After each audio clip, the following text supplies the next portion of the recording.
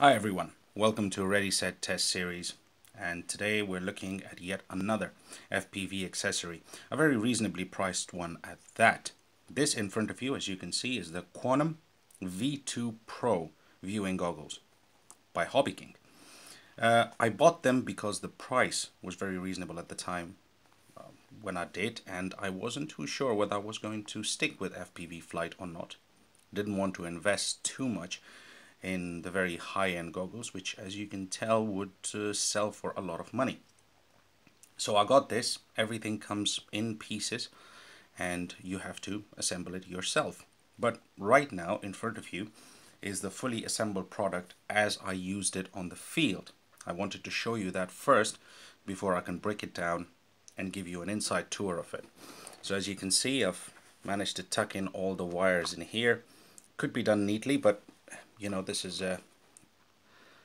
as you can see here, these are the wires going into the Quanum 5.8 gigahertz diversity receiver with a patch and a circularly polarized antenna on top of it.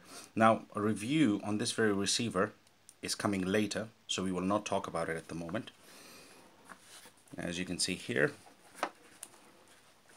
the straps, there's a little compartment over here, and there within is your screen. This is almost exactly how you would see it, right? And I usually put my battery in here, although it is said that you should put it behind, but I put the battery in here. And the battery that I use is a 3000 mAh 3-cell. I find that this gives me a lot of flying time on the field, supports everything quite well. So this is how it looks in the completed setup. Now I will go ahead, take the neoprene cover, which is this part here, off it, and show you inside, and also show you what kind of accessories it comes with, because it does come with quite a lot of accessories. Be back in a minute. Now it comes with quite a lot of accessories, as I said before. First of all is this manual, which is not a booklet, it's basically just a set of drawings and telling you the kind of accessories that you can use with it, and also most importantly the lens setup. Now I'll go into the lens setup just in a minute when I actually open the goggle itself, but that's just to show you get all the information with it. And speaking of lenses, you do get quite a few of them. You get 3 of them, and they're marked on the packet right up on top as in what the magnification is: 1x, 1.5 and 2. So you get these lenses with it, and how you use them and how you install them in there completely depends on your own viewing preference. This is the best part. I like this because they give you a lot of adhesive foam with it. And when I say a lot, I mean a lot. There's a lot in here. You also get a little foam piece in here that you can customize to put your phone in it if you want to use it as, I don't know, watching movies on your phone. Apparently that can be done. I have never tried it. But these adhesive foam strips are fantastic because you can lay them down around the corners whenever and however you want to make yourself comfortable, and also to block out light. And they give you a lot with it, so you know you don't have to worry about getting any of those anytime soon. And another good part, this goodie bag of leads. And believe me, all sorts of plugs and leads are in here. At some point I wanted to use the audio from my VTX in order to listen to the engine while flying, and I even found that to be in there. There was a little addition on the side that actually made it possible to do that. Here it is. Going into your audio out, audio in, sorry, and here to your headphones. So all kinds of leads are provided. That's another good thing about it. Now let's go and have a look at the thing itself. Now I would like to keep this one short and sharp. I don't want to drone about it for too long. A lot of you have seen a lot of videos about this. This is basically the unit made of EPO foam, and around the sides I've put those adhesive rubber strips, and also at the nose point in here. Depending on what my comfort level is, obviously you can change it. The lens sliders. Okay, when I say the lens sliders, these things are very shaky. So you have to put a lot of pressure on them to keep the lens in one place. But the lens does move forward and backward, as you can see. There you go. And around the back is the monitor, and these leads coming out of it, obviously showing you the different the audio video out, and XT60. And obviously from here your power also goes to the Quantum diversity receiver, so it's kind of plug and play with that one. Right on the back of the monitor you will see 3 buttons: minus, plus, and reset. If you can get it to focus on this one. Now this no, it's minus, plus, and menu actually. And what this does is it's color, contrast, brightness, aspect ratio 16:9 or 4:3, and reset. So you can set that however you want to.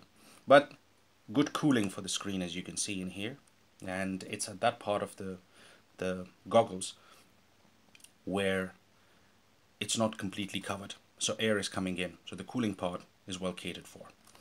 Now as you can see, I have put rubber bands around this.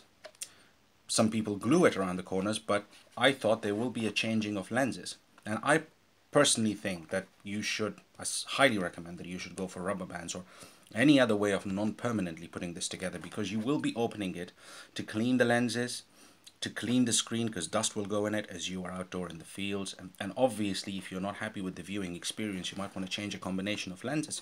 Remember, you can use a single lens or a dual lens combination. So very, very highly recommended to either put rubber bands around it or tape, or do whatever you do, but do not make it a permanent glue, because in my opinion that would be a bad idea. But again, ultimately it becomes your choice.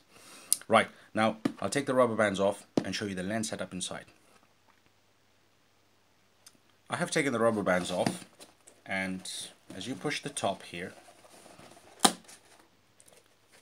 there we go. There is the very simple setup.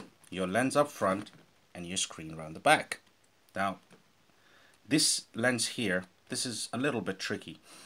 They suggest 2 different options of installing this: a dual lens or a single lens version. Now let me pick this up and show it to you. If you can see, I have used it as dual lens. The slightly thicker lens is facing the screen, and the slightly thinner lens is facing towards me. Now I have also tried it single lens. I'll find that with double lens the picture gets a little bit more bigger and immersive, but you have to be ready to expect the corners to be slightly fisheyed and skewed. With a single lens that doesn't happen, but it's also not very immersive. One thing that you won't be able to get rid of is the feeling that you are looking at a screen which is at the end of a box. You cannot remove the box feeling out of it. That's something that just doesn't happen. I've tried my best. I mean, you do not just get fully immersive view. Between the lens and the screen, or just about that area, you just cannot ignore this area. You will see it, even with the complete amount of light blockage. And just to show you what I mean, as you can see in the background, I have my mini Talon lying about on the floor, and there's a camera in there. So I'm just going to set up a battery over there and put some picture on the screen and try my best to show you as it would seem to a person doing FPV, and just to give you a little comparison of how the picture looks like. So guys, as you can see, I have connected the Quantum diversity transmitter in here, and now we're getting a feed from the FPV camera on the Talon just in front of me on the other side of the table. So this is without the lens, by the way, and I will put the cover right on top of it and show you as you would see it. It's without the lens, and as you can see, now there's not a lot of light getting into this, so pay close attention. You see the little indents in the EPO? It has that feeling of a box around you with a massive screen at the end of it. Something I wanted to get rid of, but you cannot. And by the way, for any of you that are wondering, the APM or the autopilot system in here flashing 0 satellites is an Arcbird V2. But more on that in completely another video. Now, let's stick the lens on it.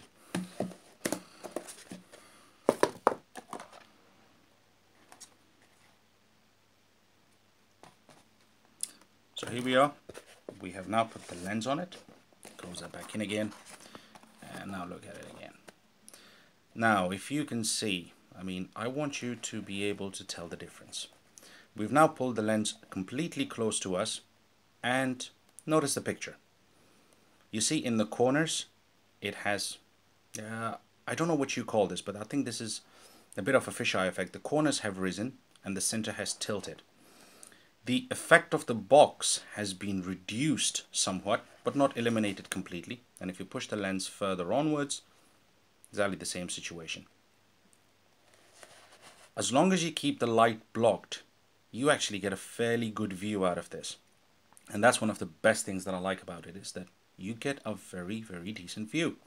Now, while we are on the subject, I will keep this and show you a little bit of pan and tilt. Right guys, here it is. And now because I have a pan and tilt gimbal from HOBBYKING, it's a very basic rudimentary manual one, I will try with my transmitter to turn it around. This is my living room, by the way, so you're getting a tour of quite a messy place.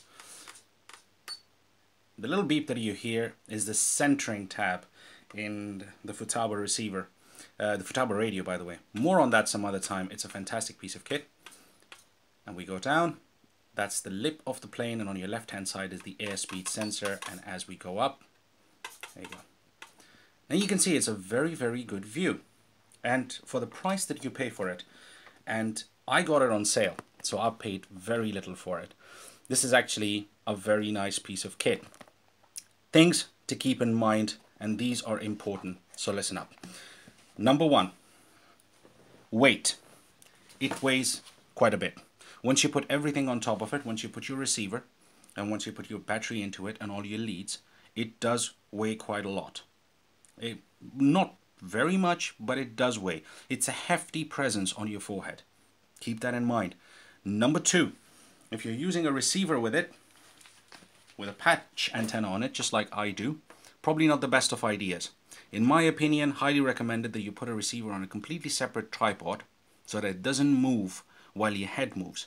Because while you're wearing this thing, it's very natural to move your head as the plane turns. It's a natural human reaction, and that will affect the patch antenna. Good idea to keep this receiver or any receiver that you're using on a separate pole, so that then you can move your head around as much as you want to. Wouldn't make a difference. Number three, steaming issues. Oh yes, there are many of them over there. A byproduct of blocking out all the light, byproduct of blocking out all the lights on this thing means that you're also making it airtight. For that reason, when you're flying on a hot day, that lens will mist up really quickly. That is something that happens, and specifically if you don't have a spotter, or you want to periodically take this up onto your forehead and then bring it back down again, just to, you know, look at the plane and look back at the screen again. The minute it touches your forehead, if it's a hot day and you're sweating, this will mist, and this will mist quite a lot. But it's nothing drastic. I think if you leave a little bit of an air channel just about in here, just about at this point, just a little bit of an air channel, as you can see I have left. It doesn't make much of a difference on the lighting. You still get light blockage, but the misting goes away really quickly. All in all, my impressions are, it is very, very rudimentary. It's very, very manual. A lot of things move about the way you don't want them to move about. Lens, for example, doesn't matter how tightly you put this, it still has a way of moving back and forward. But for a small TV to be attached to your eyes to watch FPV, whereas the competition costs you more than £200 or $300, for around 40 odd pounds or equivalent dollars, this is an absolute steal, especially when you consider the amount of accessories that it comes with. So my experience of this is very positive, and I have so far done all my FPV flights with this. I will have some thoughts on my first FPV flight in another video, but right now I just wanted to show you the Quanum V2 Pro FPV goggles. Remember, the word Pro stands for the fact that you get some extra accessories that you didn't get with the V2. So if you're going for one of these, I would suggest go full whack for the V2 Pro, because V2 you will have to order a separate pair of accessories. Now, thank you very much once again for joining. Ready, set, test. More videos to come soon, guys. So like or subscribe if this video was of any help to you. is much more appreciated. But for me, the thanks is in you watching and learning something about this great hobby of ours. Thank you very much. See you soon.